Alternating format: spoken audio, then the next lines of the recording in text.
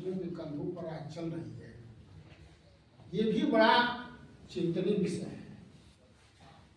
20% सरकार शिक्षा दे रही है और 80% वित्तहीन शिक्षक, जबकि शिक्षा संवर्ती सूची का विषय है, जहां सरकार की जिम्मेदारी होती है कि वह अपने देश के प्रत्येक नागरिक के बच्चे को शिक्षा देने की व्यवस्था करे।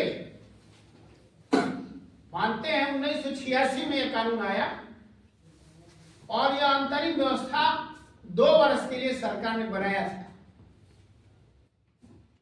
और उस समय सरकार ने 2 वर्ष के साथ साथ आज हमको 40 वर्ष हो गए, आज भी हम वित्तहीन व्यवस्था से आच्छादित हैं।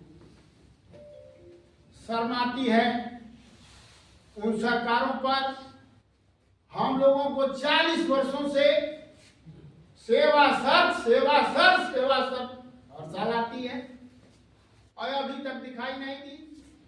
संगठन के प्रयास से लग रहा है कि अब इसका उदय होने वाला है, नहीं तो राजनीतिक नेताओं ने तो इसको इतने गर्त में डाल दिया था, हम लोग को छोड़ करके बैठ गए थे। मैं बधाई देता हूं अपने भाई जियाद हुसैन जी को, आप स्वयं हमारे जनपद में आए और हमने जब इनके जज्बे को देखा तो जो संघर्ष किया है साथियों, वो संघर्ष करने वाला का साथ कभी छोड़ नहीं सकता है। हम लोगों ने उचित समय पर निर्णय लिया कि नहीं, इनको साथ देने की जरूरत है। अगर शिक्षक जुड़ते हैं, संगठन मजबूत होता है, तो हो सकता है हमारा खोया हुआ सम्मान सरकार वापस कर दे। हमारे बिखरेपन के कारण ही 40 वर्षों तक हम वित्तहीन शिक्षक के रूप में आज जाने जा रहे हैं।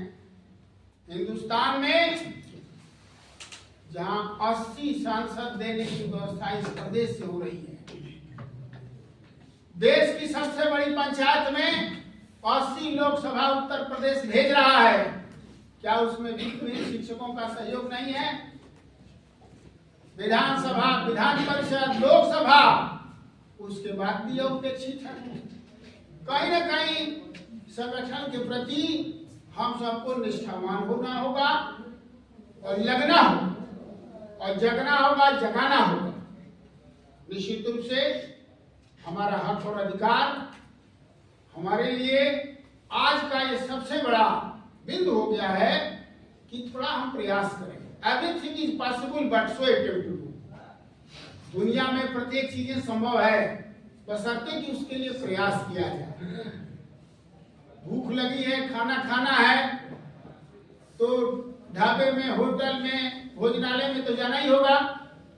आज हम लोगों को भूख लगी है, रोटी चाहिए सरकार से, तो लड़ना होगा और हम चुपचाप बैठ जाएंगे तो सरकार को तो पता है कि सब व्यवस्था ठीक ठाक चल रहा है। वो तो चाहती है कि फ्री में सब व्यवस्था चला जाए। तो आज हम 40 वर्षों से सेवा करते करते बहुत सारे हमारे अध्यापक रिटायर हो गए, अब बहुत सारे रिटायर की कगार पर हैं। उनके बेटे बेटियों की शादी होने का समय आ गया, वह दुनिया से चले जा रहे हैं। शिक्षा अध्यापन कार्य करते करते दुनिया से चले गए।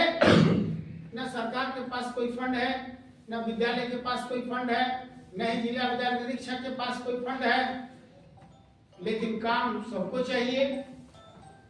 तो इसके लिए भी हमारा संगठन उत्तर प्रदेश सरकार से तो नहीं, लेकिन स्वयं प्रदेश कार्यकारिणी की बैठक हुई थी 24 दिसंबर को लखनऊ में बैठक हुई थी।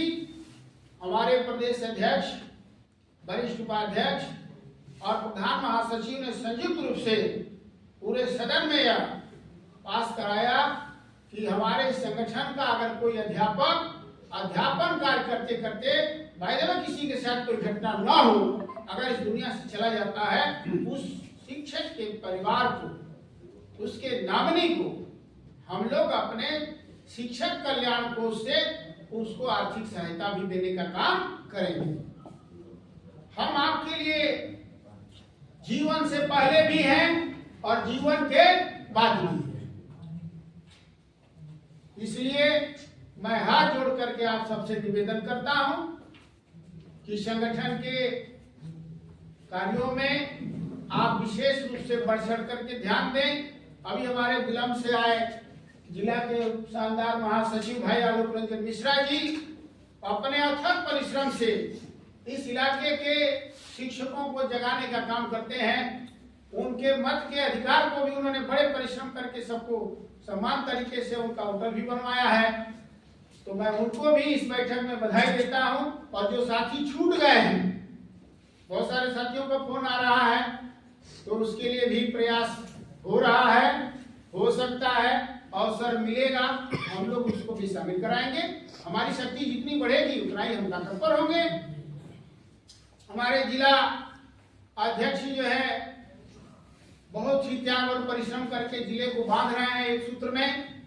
और कभी जरूरत पड़ी इनके मन में हौसला है कि हम पूरे जिले का एक जगह सम्मेलन करके सरकार को बता दें कि पूरा जिला बलिया एक है, राम जी सिंह के नेतृत्व में, पूरे संगठन के नेतृत्व में। और जिस सरकार हमारे लिए हमारे अधिकारों को देने का काम करेगी, हम सरकार के साथ कंधा से कंधा मिला करके चलने का काम करेंगे। तो उस समय पर भी आप लोगों को अलर्ट रहना होगा। ये कोई पार्टी नहीं है कि विधायक बना दिया और चलेगी, ये आपका अपना काम है।